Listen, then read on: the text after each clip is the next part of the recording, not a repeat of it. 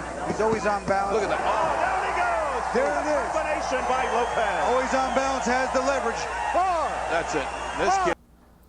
So I always see these discussions amongst boxing fans and media about who the best Mexican fighter of all time is. And I always see fighters like Salvador Sanchez mentioned, and who I think is the best. You know, I see fighters like Canelo mentioned, Juan Manuel Marquez, Eric Morales, Marco Antonio Barrera. These are the names I hear when the topic of best Mexican fighter in boxing history is discussed.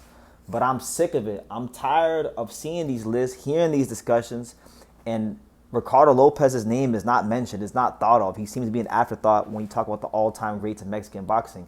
And I'm tired of it because really and truthfully, when you really get to the core of it all, Ricardo Lopez is the most perfect Mexican fighter Mexico has ever produced as a boxing nation. And I say that respectfully. I love the Mexican fighters. But we're talking about from everything, from the record to the technique to everything. I mean, Ricardo Lopez was 51-0 with one draw. His one draw came against Rosendo Alvarez, which was later avenged in the rematch in a close split decision victory for him. So apart from the Rosendo Alvarez fights, it was just a warpath, just a trail of bodies left in the grave from Ricardo Lopez. He won the WBC minimum weight title in 1990. He defended it 21 times. And that's just the accomplishments. When you put the actual tape on and you watch him fight, when you talk about having the perfect balance, punch placement, being defensively responsible, how to step in with your jab, these are the things that make Ricardo Lopez the most perfect Mexican fighter of all time.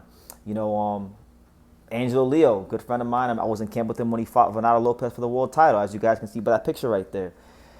Ricardo Lopez was a fighter that we studied going into that fight, and that produced the 2024 knockout of the year, and that's one of Angelo's favorite fighters. So look what it's producing in his career for him, right?